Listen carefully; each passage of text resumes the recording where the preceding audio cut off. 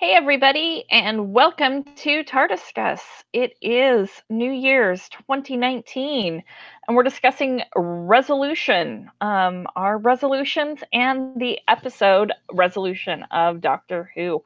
So, welcome. We're really glad you are here. I'm Emily, and tonight, sorry, it was out of the reach. I am drinking LaCroix Pina Phrase, whatever, pineapple strawberry. It's the new special little um, treat they have for the holidays. So that's what I'm drinking tonight.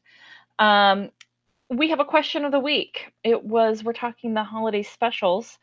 And since it was not on Christmas, we're still going to count our Christmas episodes though. And we're going to want to know what are your favorite or best Christmas episode holiday special was.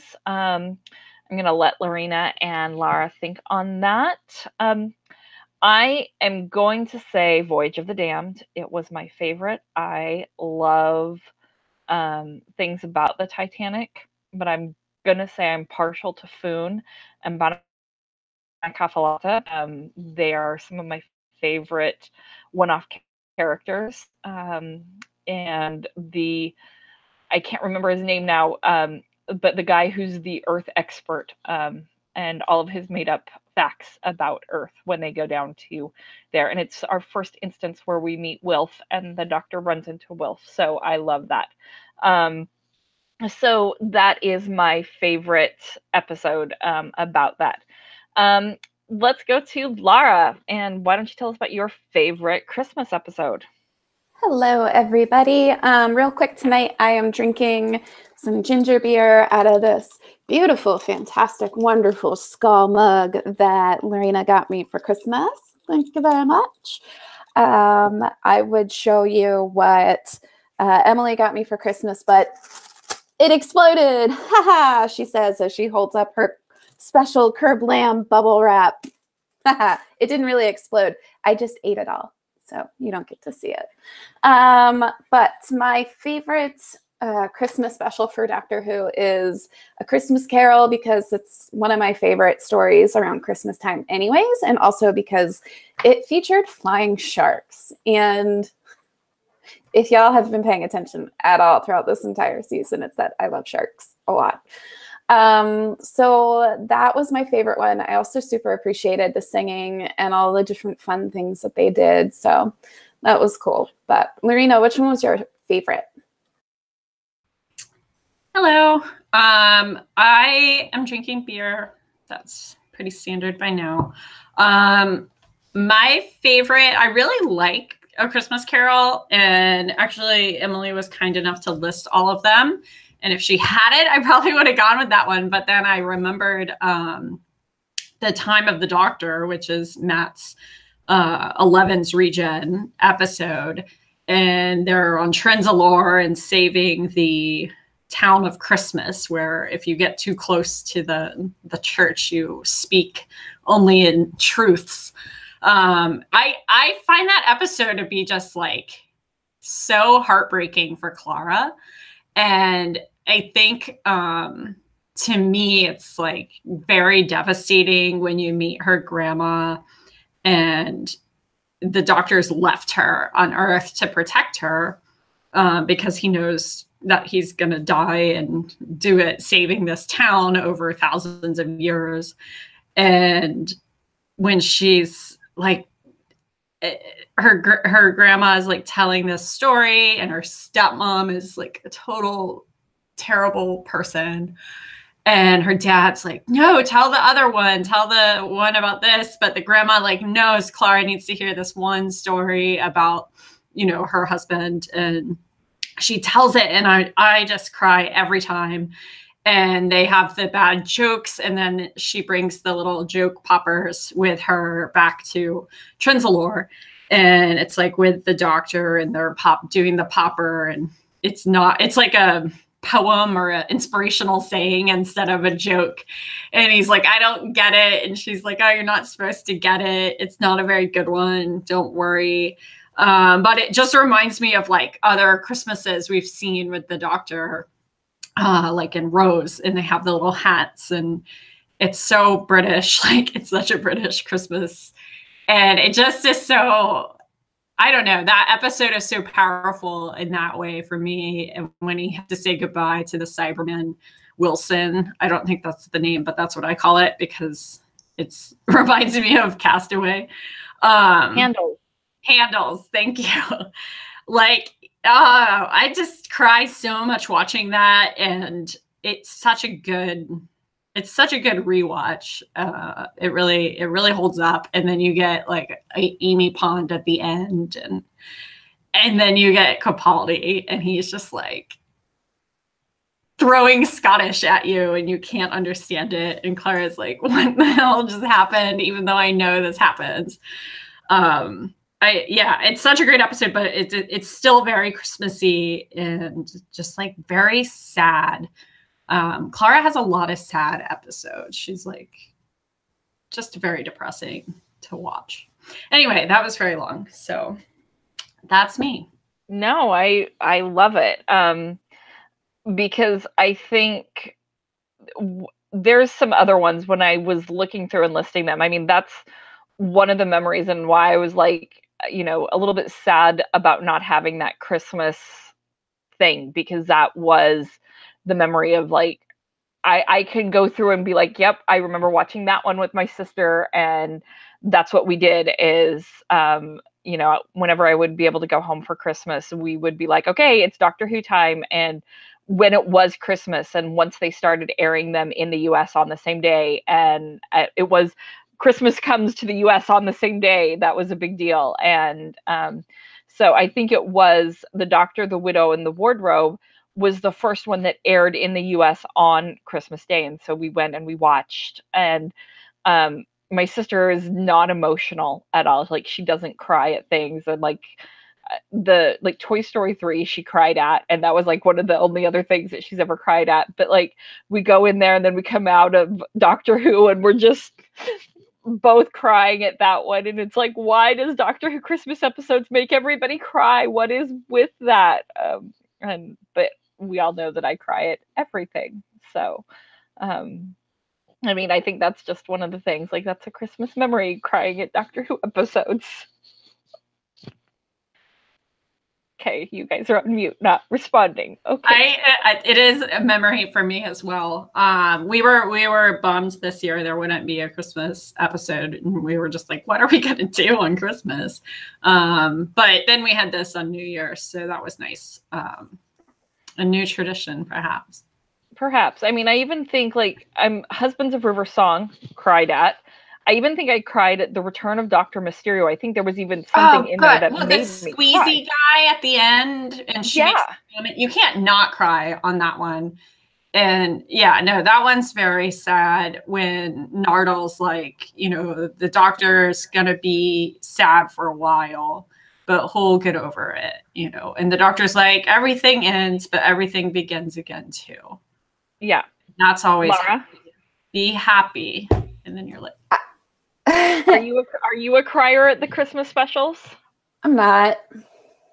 I am not. And that's probably why I haven't seen The Husbands of River Song or Dr. Mysterio, or whichever one that is. I haven't watched those. But I'm sitting here thinking about the town called Christmas that Lorena was talking about. And isn't there a scene in that episode where they like he puts a mirror in front of the weeping angel? Like, isn't that a scene? I don't know. I think so. He does. There's like a little monster montage, right, where they're all trying to like get him. And there's like a wooden Cyberman, and you know, okay, all the silliness you could think of. So there was everything in that episode. Yeah, and you find out what the silence actually are, which is kind of cool. Yeah. Priest. I really liked that episode, but it was also confusing, and I think it deserves a rewatch for me.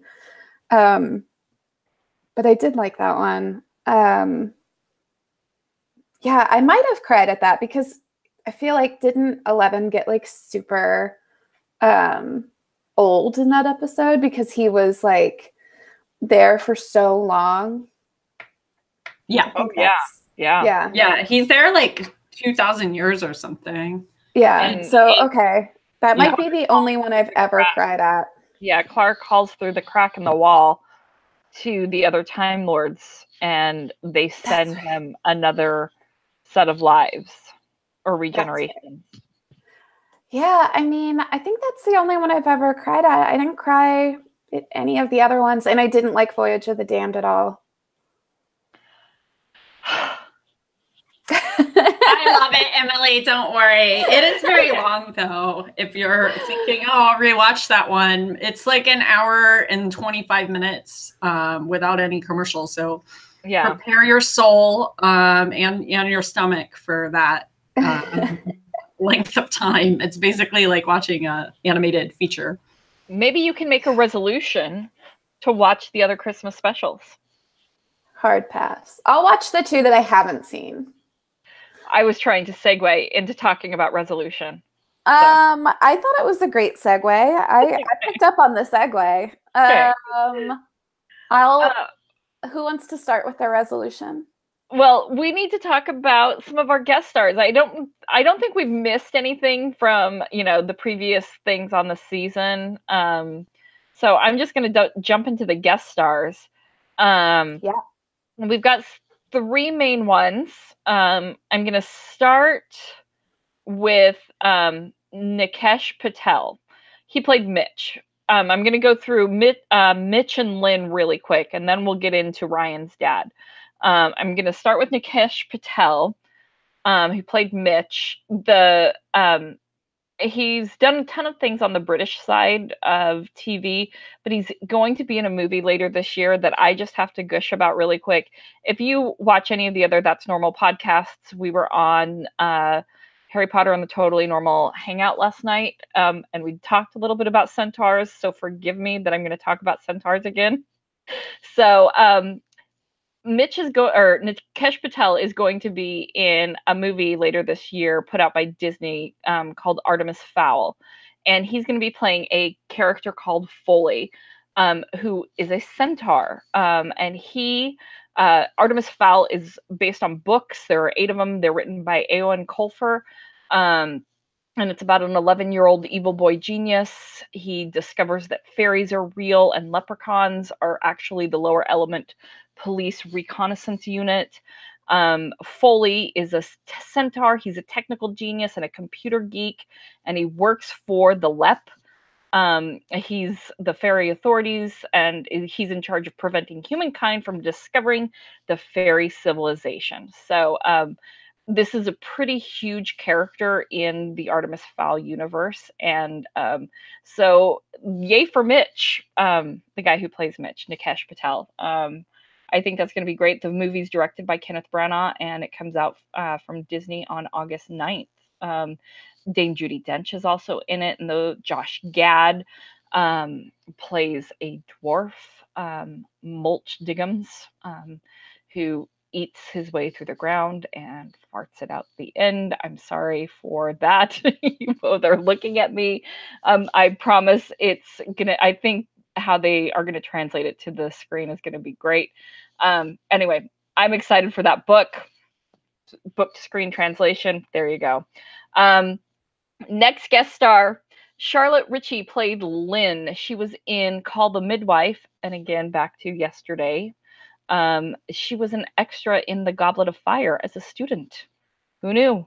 There's that. But let's talk about the other one that we really want to talk about. And I'm going to butcher the last name, but I think I can make it through thanks to John Boyega. We've got Daniel Adegaboyega. I'm going with that. You're shrugging your shoulders. He played Aaron, Ryan's dad, and he was in Skyfall, a James Bond film, and Last Nights with Clive Owen. But this was not his first appearance in the Doctor Who universe, as he was a guard on Torchwood Miracle Day. So that's what we know about him. Resolution was directed by Jamie Childs and Wayne Yip. and the episode was written by Chris Chibnall. So there we go. That's what we've got about that. Any thoughts on our guest stars, ladies? No, I thought that Mitch really reminded me of a centaur.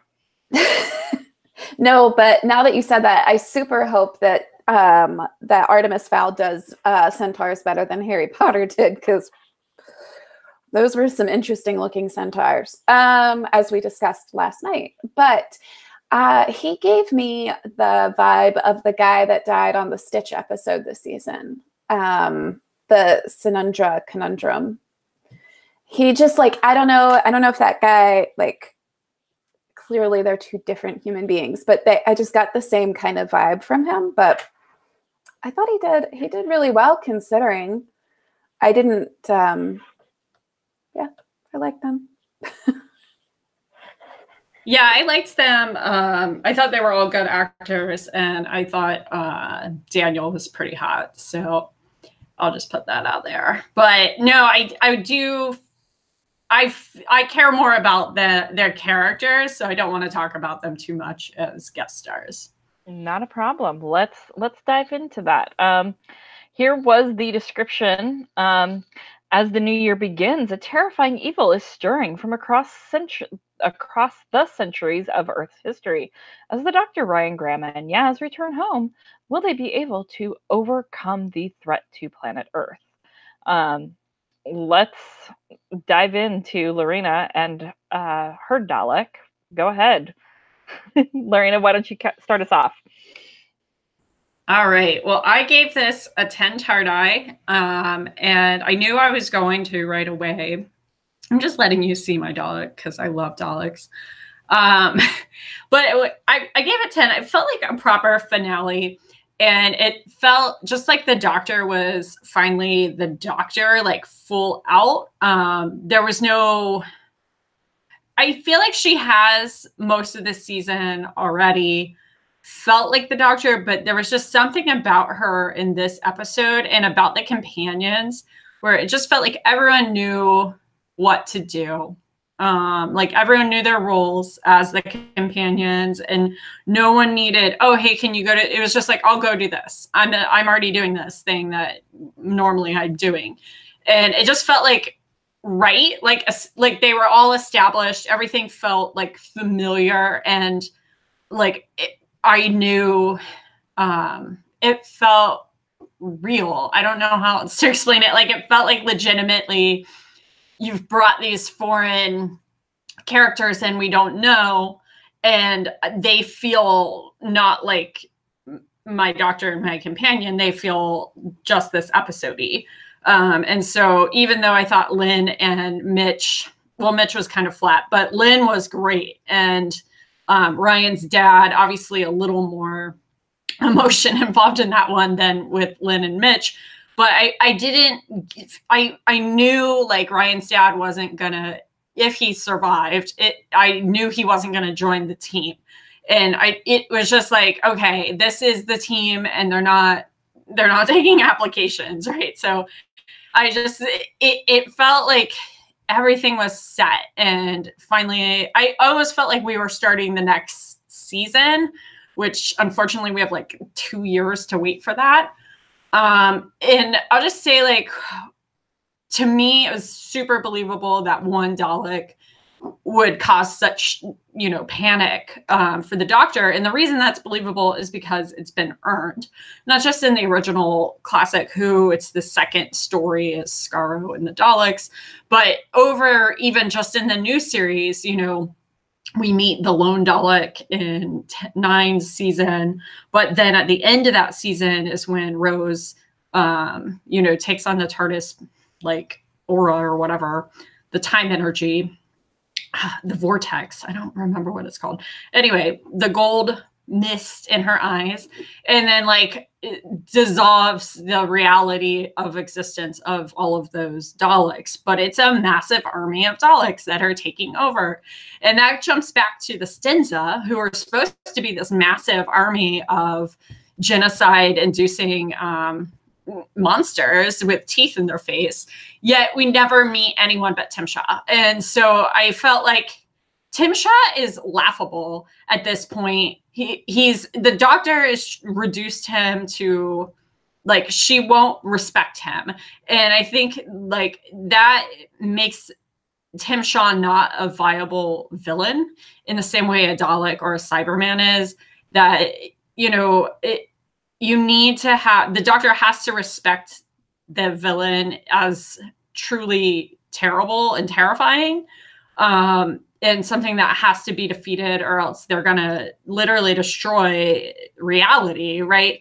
And that just was never established between the doctor and the Stinza. And so I still feel like that was an opportunity missed. And I know that's not obviously in this episode, but I really think they could have made a new great villain and didn't. And they built it all season, and then they just totally dropped the ball. They should have made a two-parter. They could have done it right. They could have brought tons of Stinza in and established a Stinza as this repeating problem that the doctor has to deal with. And maybe the race didn't develop until the future. And so the doctor hadn't run into them quite yet, or whatever. Like, you could explain it away however you want to. But it was refreshing to have a villain you could believe was super evil, because it had already been earned. And I think that was super exciting to me. And obviously I love Daleks, but I'm going to talk more about that when we get to the monsters. So Laura, how about you? I think that was a really good point that you made with the Stenza and everything. And that they haven't really earned that kind of bad guy image that we're being told about. You know, when you see a Cyberman or you see a Dalek, like you can, oh no, they're taking over Lorena's office. You can count on them being evil and doing evil. Like, a Dalek is always going to be a Dalek no matter what. So yeah, like I 100% agree with you on that. That being said, for this episode tonight, I rated it a 10 out of 10 Tardai. I absolutely loved this episode, even though I absolutely hated the first like 2 to 3 minutes of it. And I'll talk about that later. But I almost stopped watching it and like just completely was like getting ready to text you guys and to say, count me out, because you don't want my thoughts on this episode. And then it saved itself. So that's a good thing. And then it ended up like redeeming itself. So the fact that I still gave it a 10 out of 10 Tardai is pretty dang good. Those first 3 minutes notwithstanding. But that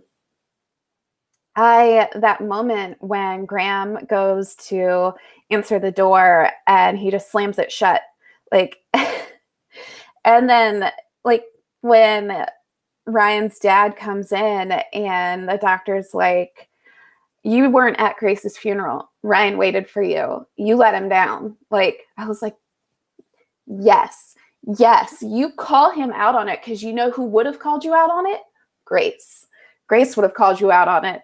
So I was just like, you're damn straight. So like, it was such a good part. And it like, everything from there, like, it just made everything such a good episode. And I loved the fact, first of all, that nothing happened to Graham, because y'all know he's my favorite. But like, when they left him, when he went to go get the peanut butter and they left him behind, I was so afraid if something was going to happen to him, that he was going to go try and find them and find the Dalek instead. Like, there's a lot of anxiety. Every episode, I'm like, Graham just has to make it through this episode. And then the next week happens and I'm like, Graham just has to make it through this episode. Like, I have invested way too much into this character.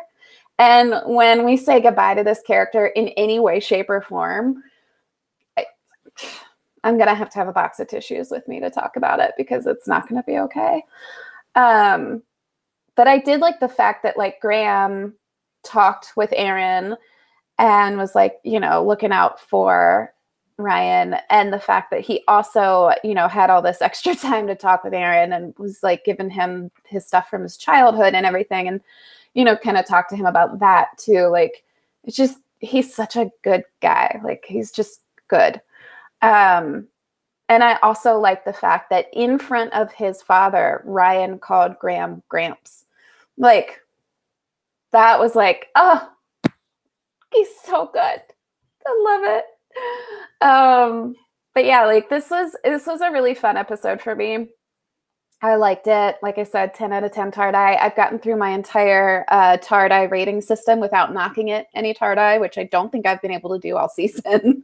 So that's good. But I liked this whole resolution idea, and maybe we could go to New Year's resolution episodes, or even just New Year's episodes instead. Like, I also like the fact that it was a New Year's episode. A lot of people were speculating that it was going to be about time, because it's the start of a new year, at least here on Earth, and this is a show about time travel. And it really had nothing to do with it other than the stuff that happened in the distant past. Like, and that didn't really have anything to do with time travel whatsoever. So I'm glad that they went a different route and they didn't do anything too, you know, boring or lazy there. So good job, guys. Emily, what did you think of this episode? What was your rating? Well, I gave it 10 out of 10. But I'm going to do a little bit of picking apart, which is going to make it sound like I didn't like it. But I did really like it. Like the two of you, definitely a proper episode. There was so much to love about this, as you both have hit on so many of the major plot points, from Graham and his time with Aaron. We're going to get into that, you know, Ryan's dad and what he brought to this table. I think I'm going to mention this, and I think that's where we're going to go into that. I do want to Mitch and Lynn and sort of what they brought to this. I think, Lorena, you said Mitch was a little bit flat, so I want to talk about that, because there's some things that made it very Doctor Who-y, and Lynn with the parasitic Dalek, that part was awesome. I mean, making that part the villain, and I just love this. But I think I'm gonna start like where my things are, because you guys totally hit on everything that I would say, but where I'm gonna start, I think we'll break into the next sections that I want to talk about, where I'm going to talk about the two quick things that were the jokes that I actually found in IMDb that I just laughed at. They were the it's going to shut down the Wi-Fi, the phone signals. The Dalek just shut down the whole of Britain's internet on New Year's Day when everything is shut down and everyone's hungover. What a monster! And I mean, it was just, they're like that. They kept saying that, and they're like, not even Netflix. What are we going to do? I suppose we'll have to have a conversation. What? I just loved that. That's they, instead of saying that, they couldn't say that on Christmas, because of course you're supposed to have a conversation with people on Christmas. Those jokes wouldn't go over. But also I feel on New Year's Day, at least here in the States, yes, certain things are shut down, but I'm like, movie theaters are open, go to the movie. So go see that. So can we just dive into it's going to go back to the Witchfinders episode and the rationale of putting a prison in a tree. Let's talk about, let's break this thing up and send it into 3 separate places. And I get that that it was the 9th century, and we are now in the 21st century, and it's been 1100 years, and we're talking about across the centuries. But as humans, we don't understand Dalek technology, but you put something under the UV light and it suddenly snaps everything back together across space and time. I had a little bit of a problem with that. And are you telling me that you're making a face, Lorena? Why are you making a face? How could you have a problem with that? It's so straightforward. Yeah, it does kind of make sense to me as well. Because it was buried, so they wouldn't have had enough intense UV light before for it to be revitalized. And they wrapped it in leather to transport it so that it wouldn't get any sunlight. Okay, but how on earth did these 9th century people figure that thing out, that that was what was going to save them? They didn't. They just hoped for the best. They're from Earth in the 9th century. Yeah. They just cut a thing apart and then took it to a bunch of different corners of the planet and was like, all right, LOLs. Like, they couldn't shoot it into space. They didn't have that kind of technology yet. So why didn't they set it on fire? Well, they probably tried to burn it and it didn't. Yeah. It wouldn't have killed it unless you had a sun to launch it into. Or it's organic material. But it's a Dalek. They're tough stuff, man. They're genetically mutated, and they did say later in the episode that it was one of Scarro's scouts. Reconnaissance scouts. Yeah, so it had extra powers that other Daleks don't have. And so maybe one of those powers was protection against things such as flame or drowning. And this regeneration thing that they stole from the Time Lords that allowed it to regenerate itself back together across the miles. Yeah. Yeah. That was just a spatial disturbance. I didn't think that was Time Lord technology. Time Lord technology the Daleks have used to live in the void, if you recall. I do recall that. I just thought it was like you lob off one arm and it grows 2 more. That I would allow. Like, it's an octopusy squid sort of thing. Like a Hydra. Yes. But suddenly, like, they were in the South Pacific and they were in Siberia, and suddenly it will merge itself back together. It was a little too plot conveniency for me, but I was fine. Go home, Emily. I am home. And you're the one who was like not hating it in the first 3 minutes. I have to say, I legitimately forgot that part happened. And I was like, she didn't like Mitch and Lynn. I thought she would have liked that conversation because she hates New Year's so much. Like, I was so confused. And then someone mentioned the 9th century. And I was like, oh, that's how it started. Yeah. I do have a question for you guys. Have we ever had a narrator who wasn't a character before? I don't know. That's a good question. I don't think so. I can't think of it. No, because I'm thinking in A Christmas Carol, it was a character. Yeah. Yeah, I don't think so. Huh. That's a good question. I just thought that the 9th century things were a little far stretching, especially I'm going to say, especially when there was a painting of the Dalek and nobody thought to scan that Earth book for Daleks paintings and imagery to be like, maybe we shouldn't look this up. Maybe we shouldn't dig this up. Anyway, okay. It just seemed too convenient for me. I didn't hate it. It just was, anyway. What do you mean maybe we shouldn't dig this up? Their whole purpose was to protect it, and then there was a total disturbance in the ground, so they were like, something's happening and I need to see what's happening.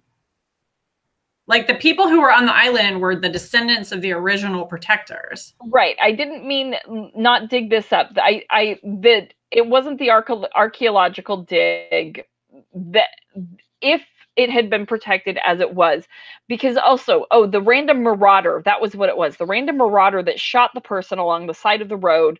And then because they were going to do that, I was just like, come on, let the guy get to his place. And, I was a little annoyed, like Laura was at the first 3 minutes. I was like, come on, let them get to their place. I was only annoyed that they didn't try to take the package as marauders or like look in that package. That was the only thing that I was like, you're robbing this guy and all you did was check his pockets. Like, where you can store stuff in a lot of other places in your pockets, especially in, 831 AD.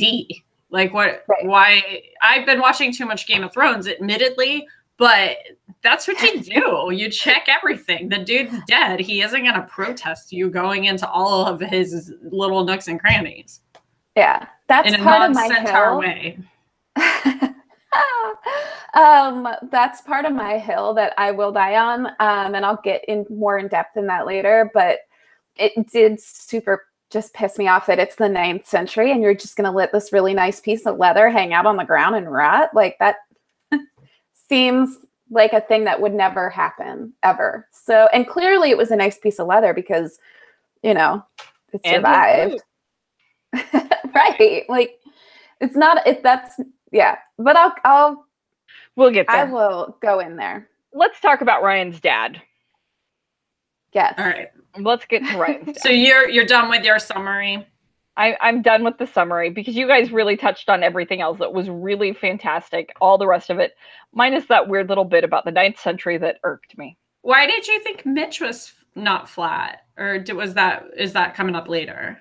Yeah, we'll get to that because I loved that, because that'll come up in other Doctor Who parts. Okay. Because all right, I like then that. Let's get into Aaron.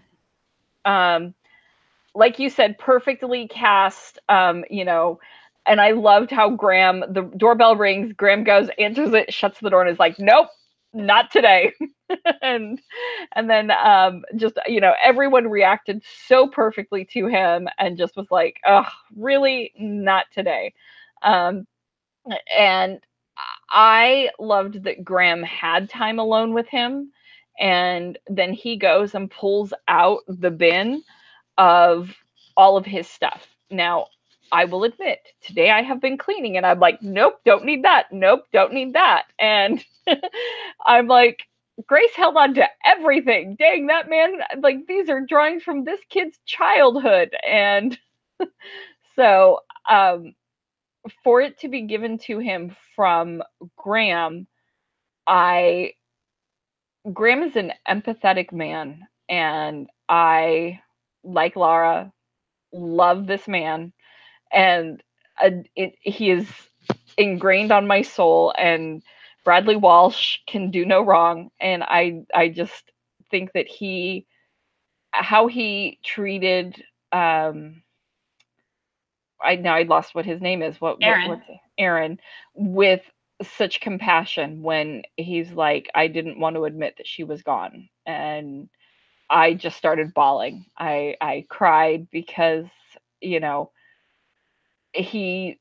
didn't have his own father, and Graham was able to be the father figure to him as well. And I was just like, oh, Doctor Who, why do you do this to us? Why am I crying? It's a special. You have to cry. That's the rule. I know. Lorena, go ahead. What about your thoughts with? Yeah, I mean, you have stolen, like, literally word for word some of my thoughts here. So I won't repeat for our viewers, but that moment, I just love that we got both the Gramps scene where he was so protective of Ryan, that Laura was mentioning before, and then also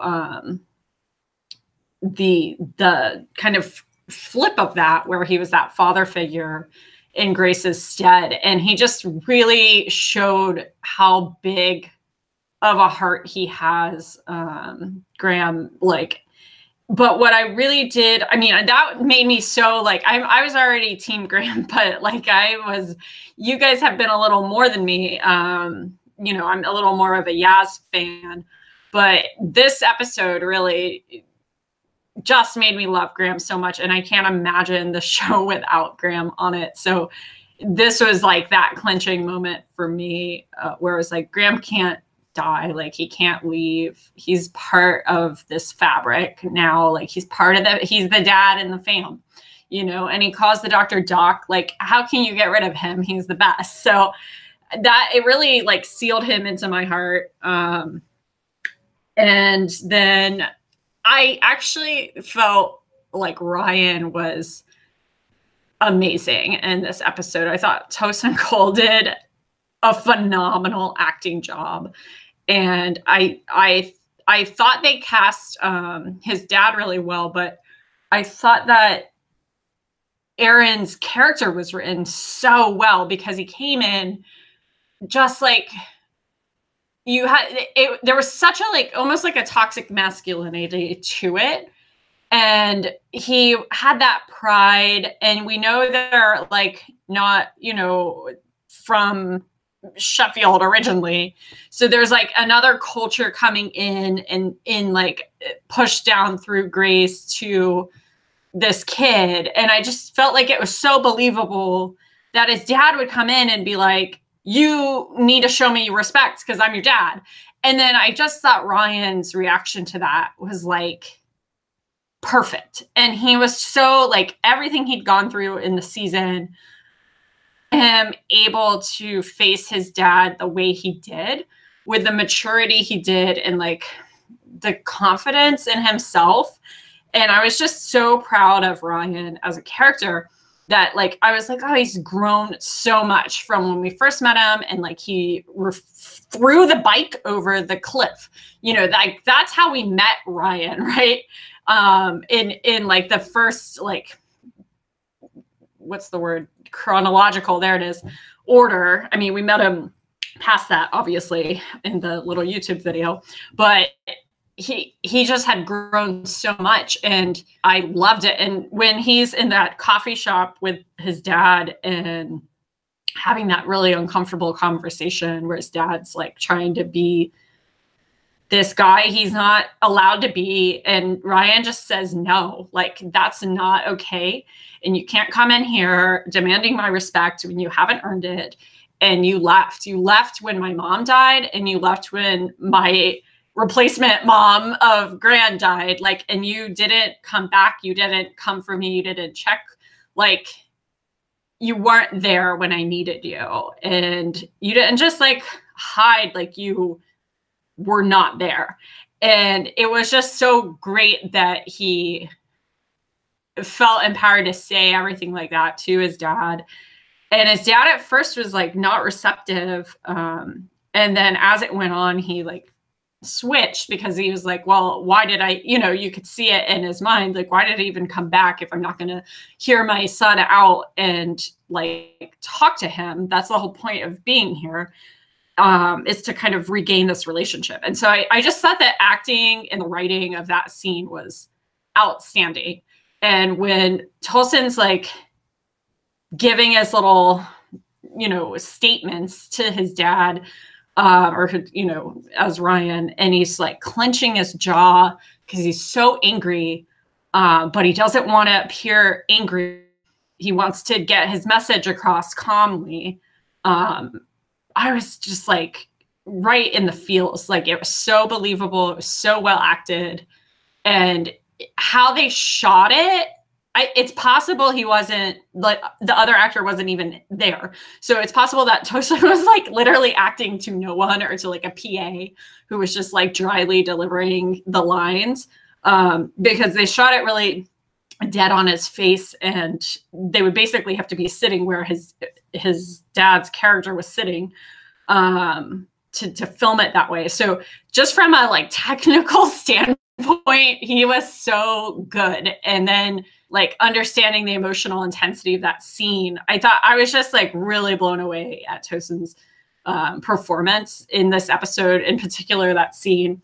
And then we got that big payout at the end, where you weren't sure. You knew we knew Ryan from actually the Sinungra Conundrum episode, knew that he had started to have empathy for his dad in that episode.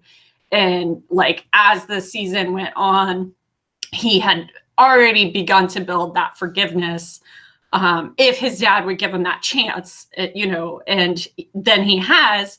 And now like the doctor can't save his dad. His dad's about to be like sucked into a void dying star that's gonna supernova or whatever. And it was just like, no, like I'm gonna save you. But the only way to do that was to emotionally convince his dad that he was worth saving, essentially, and that like he could fight off this Dalek and save himself, and that there was a reason to do it. And so when he offered the forgiveness and he told him he loved him, it was like that was what had to happen to save his dad, but he wasn't gonna not save his dad. And it just was like that arc was so powerful, and I thought so built. Like I remember in the one with the blind girl, I can't remember the name now, in Norway. They like, I really didn't want him to go and have to see Gran and like re-experience that grief again. It was just like not okay. And so for him to finally get this moment, I just was so happy. Like I thought they paid it out so well, and he was just like really emotionally ready for it. And this episode couldn't have been any different because of how they wove the arc in. I just thought this was so strong from that, and Tosin was amazing. So okay, obviously I love Tosin Cole like too much, but how does everyone else feel? Yeah, Laura, do you have some thoughts on Ryan's dad?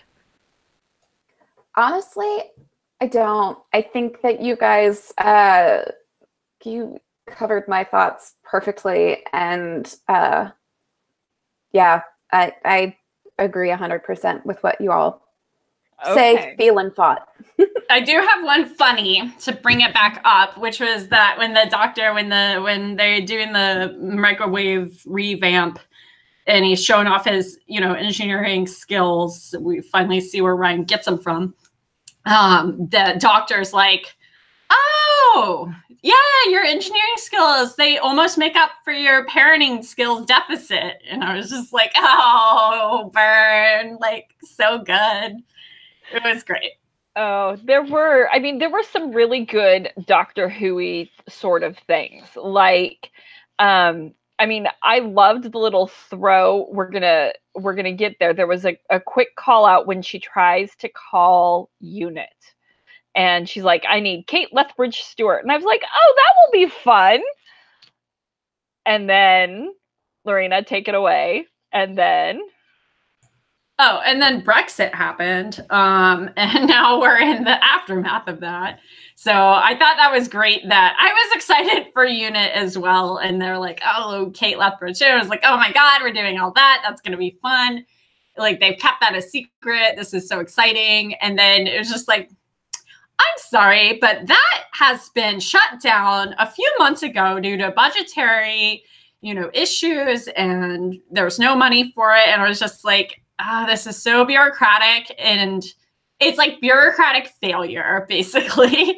And it's just so great that like they were able to bring in, their normal government, socio-political government, like critique that they like to do, and also make it so the doctor, they were on their own, and it was legit, in today's society. So that made me laugh literally out loud, not just LOL. Right. Laura, do you have thoughts? I did. That part made me laugh so hard because it was like our government here in America is currently partially shut down, and we don't know for how long. Apparently it could go on for months or even years. I doubt it'll go on that long, but it could, and that's scary. And I was like, cool, people can't pay for groceries or rent, and now we have no protection against Daleks. This sounds like America. Thanks, Trump.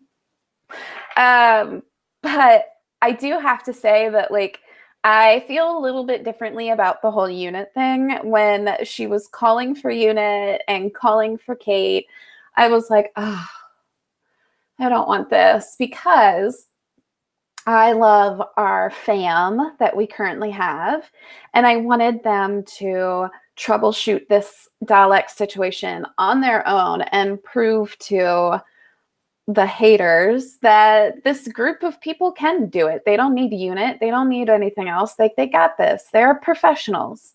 We've had a whole season of them proving themselves, and one Dalek is, one too many for anybody to try to deal with, but we did it, and I was really proud of that moment. So I was actually super happy that they didn't bring Unit in, because I didn't want them to be like, well, of course, you know, like the writers had to fall back on old things so that, you know, the character flaws are blah, blah, blah, blah, blah. I live in my mom's basement. I have no life, blah, blah, blah, blah, blah. People could talk about it. So, you know, like to me, it just made me happy that they have budgetary problems. And so Unit got shut down. And I don't know who that actress is with the bangs that was on the phone, but she was amazing. I thought she was pretty great. I would have liked to see her a little bit more. Like if they could figure out how to like weasel her in again, she was pretty fun. But should we talk about the villain? We've talked about the villain a decent amount. I only have one very little thing to say about the villain that hasn't already been said, and that's I must have looked at my dog or my kid or my phone when it was on the wall originally, so I had no idea that what it looked like. So my first like seeing of it was when it was on Lynn's back. I thought it was really cool looking, like super cool. It looked like to me a flattened spider, which clearly I had an issue with. But also like one of those, I think they're called coconut crabs, like the huge crabs that they have down in like Australia. It looked like a coconut crab out of its shell that got flattened on the back of her back, that mutated with a face sucker xenomorph. Like it was so cool looking. And that was some pretty cool. I love the puppeteer work on Doctor Who for this, because like when it was wrapped around her when she first got into the bathroom, like that was a puppet, I think. Like it didn't look CGI or anything. Like it looked real, but it didn't look real. And that was like, it was just really cool. So it was freaky, but it was cool. So, and I'm glad that we had a Dalek for one episode. That was enough for me. The first time when I saw it on the I'm going to say subway because that's what it reminded me of, is like a subway tunnel is where I thought they were, not a sewer, but it's because I lived in New York, and that's what it reminded me of, was like, you know, the C train on the Upper West Side. But that's where it looks like to me. But I saw that and I was like, that's a squid. Wait, no, that's not a squid. That looks like a Dalek. But would they do that? And it was just too quick. It was quick enough that I wasn't sure what it was. But the possession of Lynn, I thought was fantastic. And her going on a murder spree, like that was so good. I loved seeing her, you know, drive through Sheffield and all over the place. I thought was fantastic. And breaking into the archives, and you know, by the time she broke into the archives, we found out, you know, we knew that it was a Dalek, and you then see her break out the old Dalek tech, and you're like, what is this company doing with that part? And you're like, how do they have this alien tech? And I was like, are they a breakout of Torchwood? Like, what did they who are they? And I couldn't find the name of the company, and it's like MEZ or something like that. I couldn't, because I remember the last letter was Z, because they're British. But so I was just really intrigued by who they were, and I wish, like, that company, that's something that as a writer, which I'm not, you two are, that company would have been something that I would have woven in, like the Chris Noth character, like his company would have used that company for security systems or something like that. Like that's something I would have interwoven in, that you would see this company throughout, and you would know, you know, you're like, oh wait, there's that company again, and then you see this break in. Like that's something I think I would have seen. So then when they break into it, you're like, oh, that's who this company is now. At least for me, I would have loved to see something like that. And there was a bookend for me though, and I don't know about you guys, when she ends up at the farm where the final confrontation sort of happens, and Lynn, and she is making her exoskeleton. And it's the bookend of her creating her thing, and it's doing all of that sort of thing. And it's the bookend of her doing that where the doctor in episode 1 was creating her screwdriver. And it's just sort of that. And I was like, oh, I really love the feel of this. And I loved that. So the building the Sonic to the Nemesis building the casing, I just loved that sort of thing. That was what I loved. Lorena? Yeah, I actually thought of that too. I was like, man, like they're really nodding to Sheffield Steel here in this whole thing. So I thought that was cool. Like a cool thing for them to come back and do again, you know, and have the welding, like that imagery happening. I agree. I thought Lynn's possession was awesome. And I thought she did such a cool performance with it. I didn't even think about it being a puppet, but I think you're right, because it comes around. It is very puppety when it's in action. But yeah, for me, there was no question. I knew right away it was a Dalek. Obviously, you know, I love Daleks, so I'm very like Dalek savvy. And as soon as I saw it on the wall, I would said out loud, like, that's a Dalek. But Chip said he wasn't going to do any of the, you know, old like main villains in this season. And then I was just like, oh, you're so tricksy because it isn't the season. It's the special. So Chips is at it again. But yeah, I mean, I was super thrilled to have Daleks back. I like one Dalek. I think one of my favorite sequences is in Lone Dalek, when Rose and the Dalek sort of have that bonding, and the Dalek decides it wants to self-destruct because it doesn't have a purpose any longer, because it, you know, it's like new leader is Rose, and she has to tell it to kill itself, and it's like this really powerful moment. But that like happening, kind of that idea happening again, of just a lone Dalek who's right from Skaro, like back so far back, and you know, the Doctor Who lore, and like I've seen that original show from 63. It might have aired in 64 actually, but it's just so like, it's really, I mean, it's really old acting. Like the story moves very slowly, but once you like get in it, it's really good. You don't see the Daleks outside their casing. They have a gorilla hand that serves as a Dalek those days, which is very unintentionally comedic. But once we do see like the squiggly Dalek, it's pretty definite what that creature is. And they explain what happens and why they mutate the way they do. But it's, I just love the Daleks, and I love that they brought like such an original type of Dalek instead of like one of the like ridiculous, I don't want to get up and get my yellow one, but you know, just like a Pez dispenser Dalek or whatever. And the casing was so like rudimentary and not even like, this is like original casing, and it's so much more like advanced looking than the casing we saw.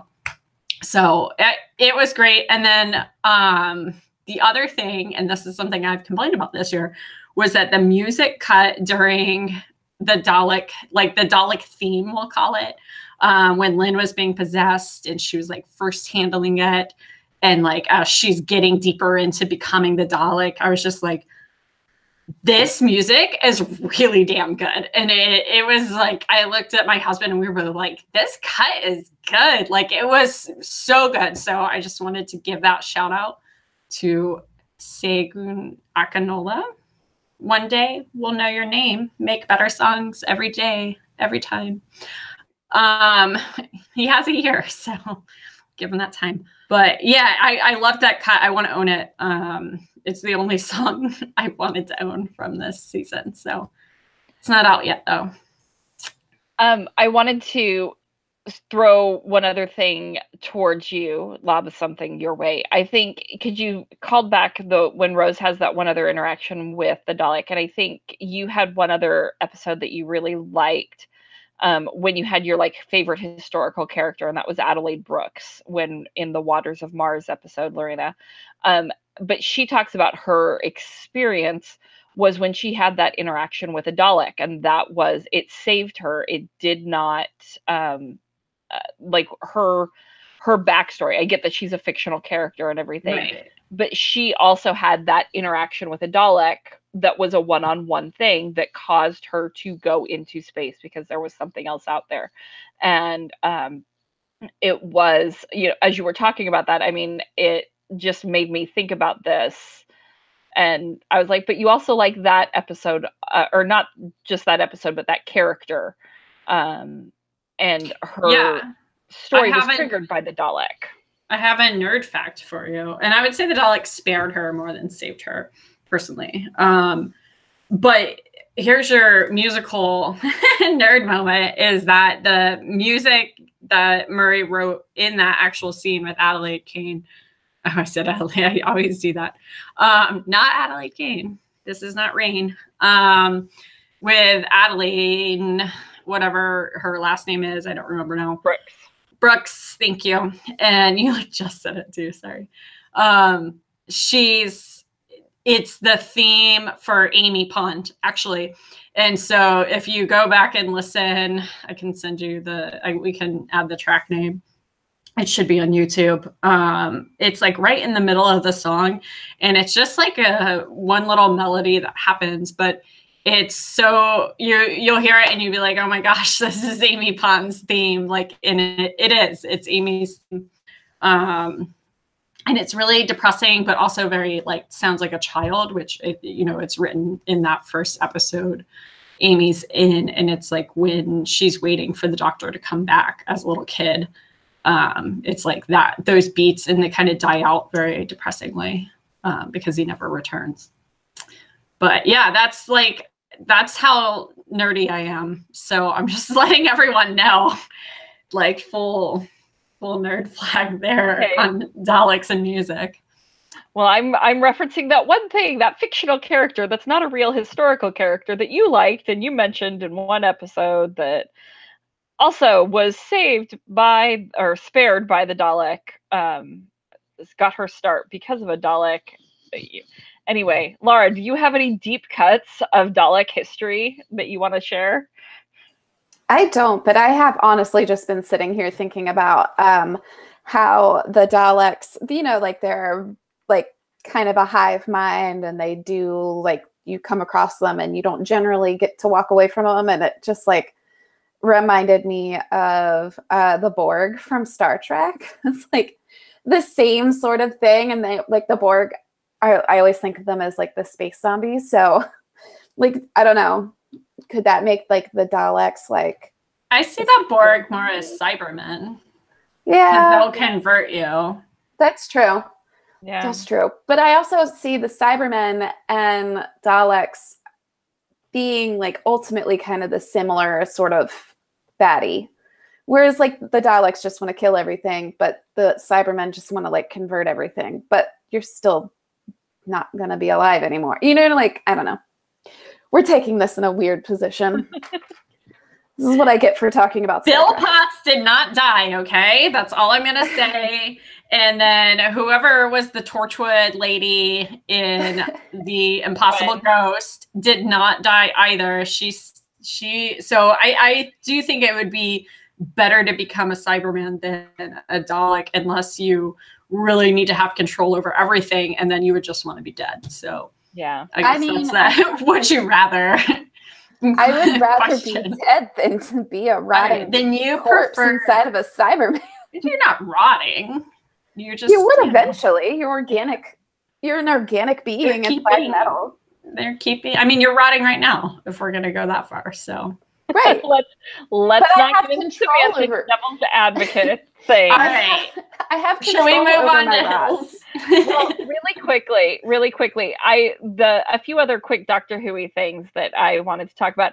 I loved that the TARDIS kept just appearing or disappearing in front of people. Like for Mitch, it was like, whoa, we tracked your signal, and Yaz pops out and grabs him and like pulls him right on, and it's like, how did you do that? Or for Aaron, they're like, they took the cupboard with them. How did they do that? And then it appears again, and they pull him on, and I was like, there were some great Doctor Who moments. They're like, they didn't do it's bigger on the inside for him. They used like the spatial differential of the exterior, and it's like, oh come on, just do the line, it's bigger on the inside. But I thought Mitch was a lot of fun. I didn't think he was flat. I wanted to circle back to that. I guess I meant he was flat more like once he was on the TARDIS, like he didn't really do much. He was just another body on the TARDIS. And before that he had purpose, but like I don't know. I liked him, but I didn't find he offered a ton. Okay. I think that Mitch being on the TARDIS didn't offer anything other than to keep us in suspense over whether or not Lynn was going to live or die. Because if Mitch wasn't there, if Mitch was like, oh, I'm not trying to deal with this, deuces, we might not have cared as much the fate of Lynn versus with having him there. And, you know, they kind of have this budding relationship that makes you a little bit more invested in their characters. I just felt like, you know, he kind of helped out a little bit with that. But one thing that I want to say real quick before we get to our hills, which has been a hill that we've had this entire season, and that is that we haven't had much time in the TARDIS. And then this season we've gotten a ton of time, or this episode, I mean, we got a ton of time in the TARDIS. So, and it was glorious. And even though we had the weird salt rock finger throbbing things, you know, it was great being in the TARDIS this much this episode. So thank you for that, show creators. I agree, because I think that was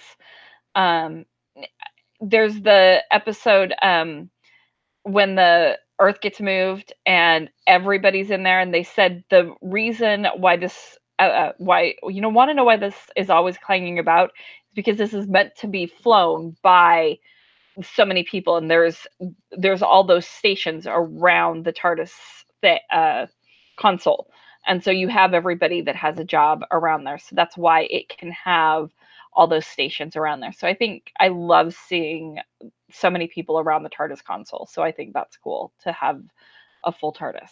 So anyway, let's get to our hills that they will die on. Lara, hit us.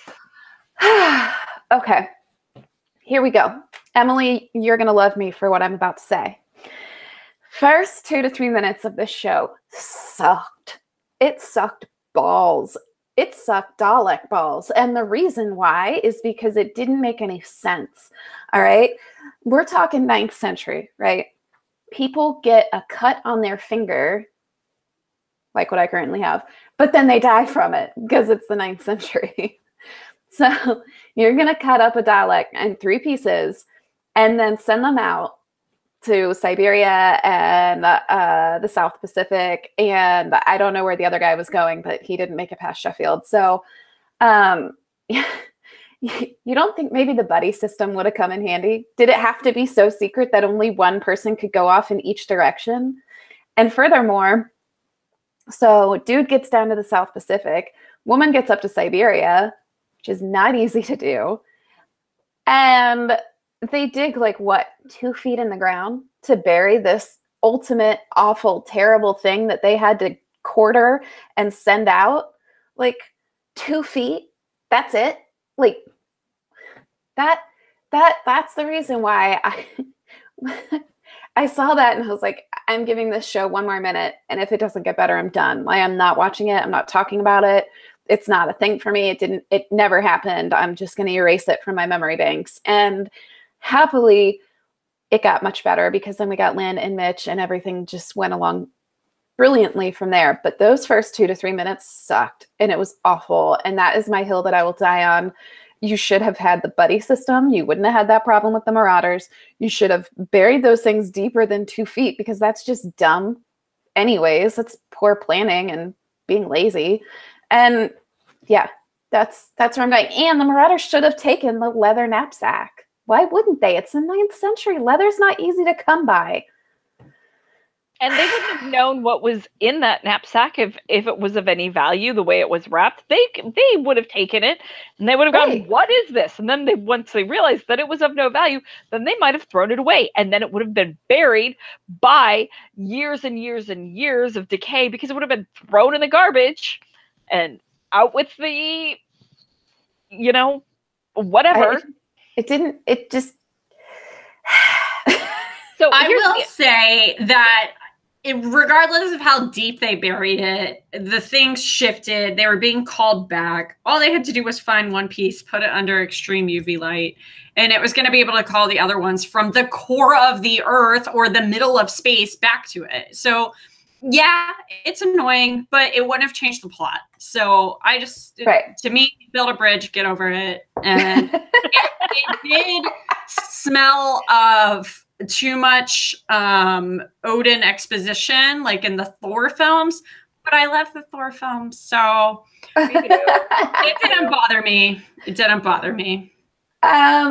No, but okay, I'll give you that. However, one person to take those buddy things. System. I'm totally with you on the buddy system. Like, I mean, were they the last 3 living people? It looked like that from the battle scene. Who painted the pictures? Why would you have one ring in Lord of the Rings? Like, we're talking about this like it hasn't been in every convenient storytelling since the beginning of fantasy storytelling. So I don't know, guys. You don't need to talk to me about the problems that exist within the Lord of the Ring, because you know me, I don't like those movies at all. So that's no good for me. But I'm just saying, like, the buddy system, you could have found someone on the ride there and been like, hey, I have this super important mission that I'm on. I need you to come with me, right? Like, anything is possible. Anything is possible. I mean, backup plan. What if they had a heart attack and died on the way to their destination?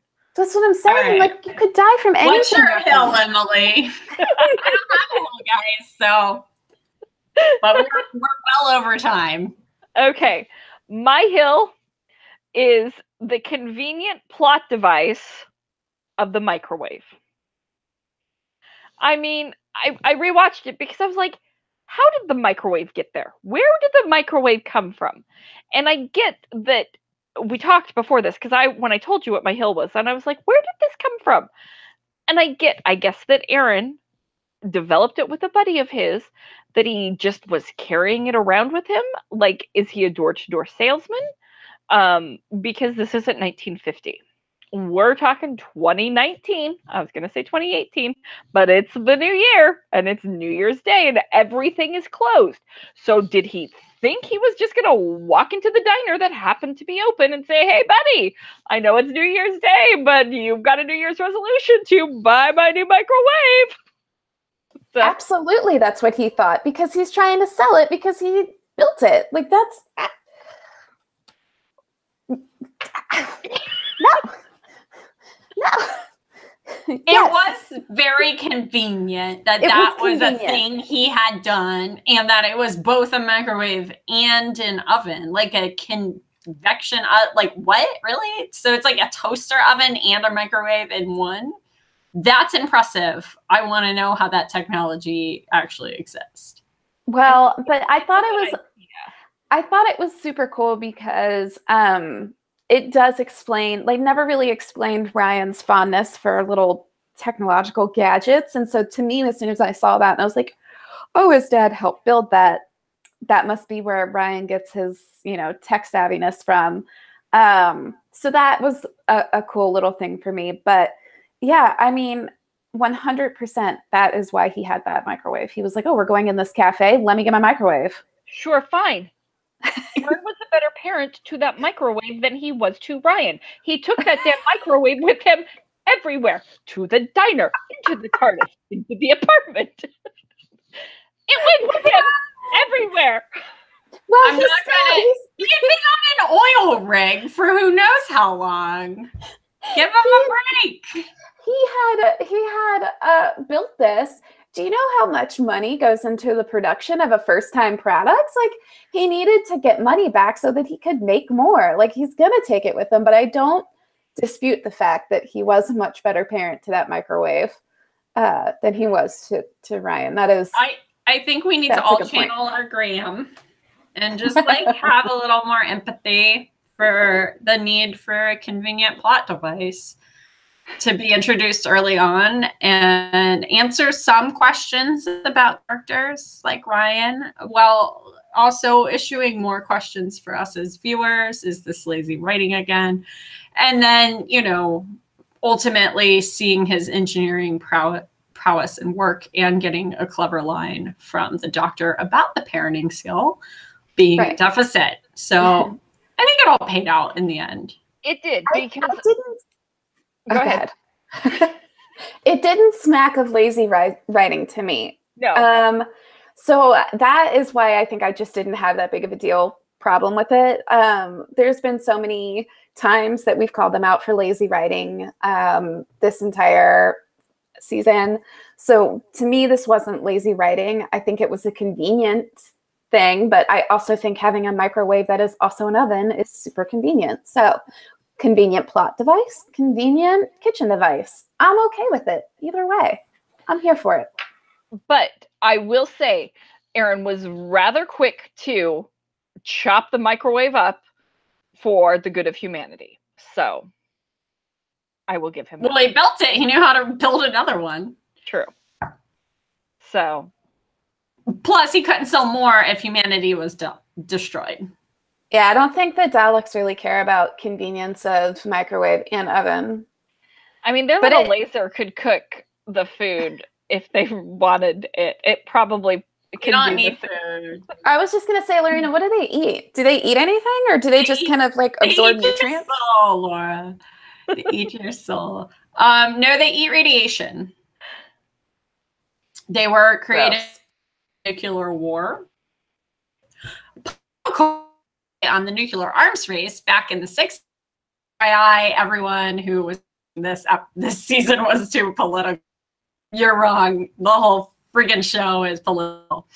Yeah, so like the original Dalek, Skaro, there's two races there, the Thals and the Dolls, and they had a nuclear arms race, and it ended in nuclear devastation of the planet. The whole planet is in radiation poisoning to mutate into these creatures, and they found the radiation. The Thals, who are beautiful creatures, they are humanoid women, mostly men in this episode. They're like to stay alive. So yeah, they're formed is in war.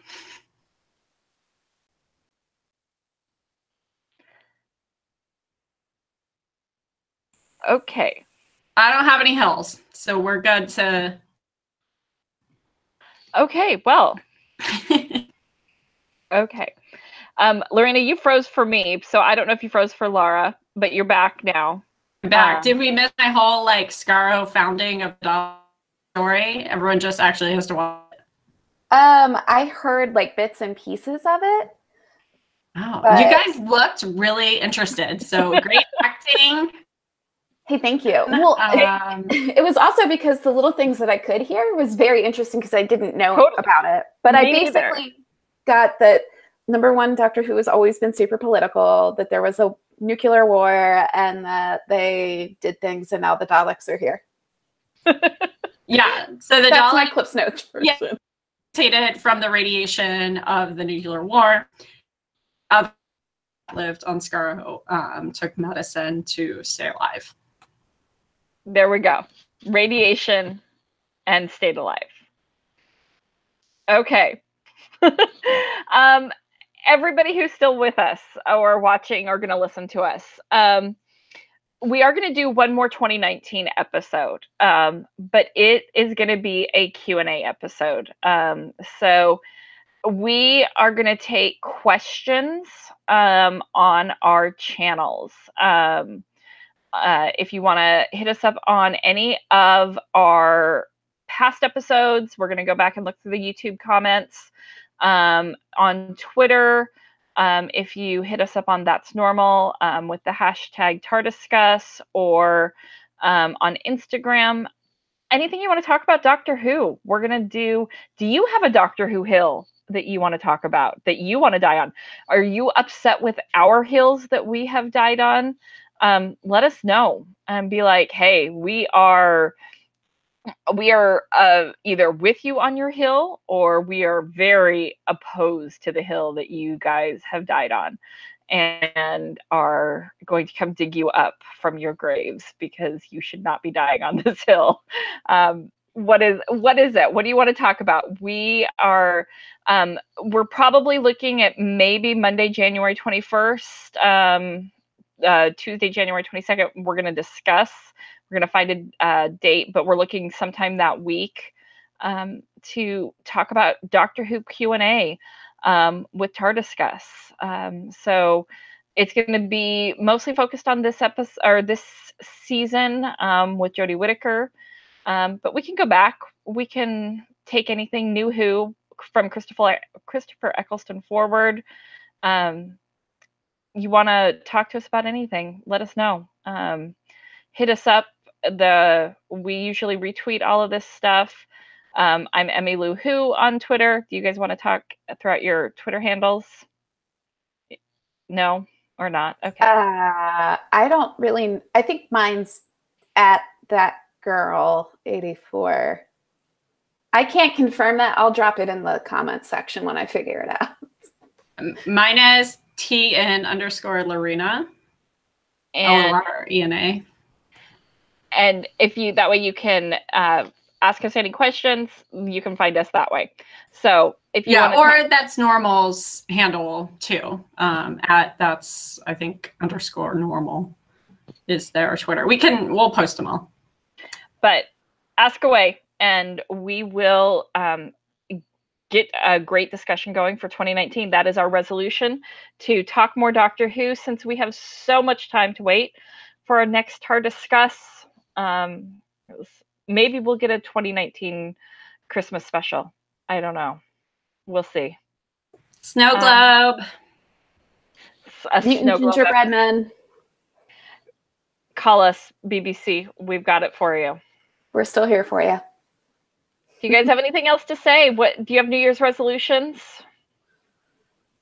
I have not really a resolution, but I have a goal to do a lot more writing in 2019 than I did in 2018. And I did a ton more writing in 2018 than I did in 2017. So, like it'll work out in the end, I think. But how about you guys? I have a lot of goals. I'm not going to list them all, but mainly just to keep being awesome in an improvement way. So little things that I've been working on past years, I'll be working on more. And yeah, writing is one of those for me. So I'll be finishing a book and then starting another book. Awesome. Yay. Awesome. I heard one thing about, because sometimes goals or resolutions are hard, was to have intentions and live with intentions, which I really liked, was to have intentions and purposes to live for. And so I'm going to leave that with you. Instead of perhaps having resolutions, have intentions and have purposes to live for. So you guys, thanks for making a great season of Doctor Who. We'll be back in a couple of weeks with our Q&A. And thanks so much for joining us. Bye. Geronimo.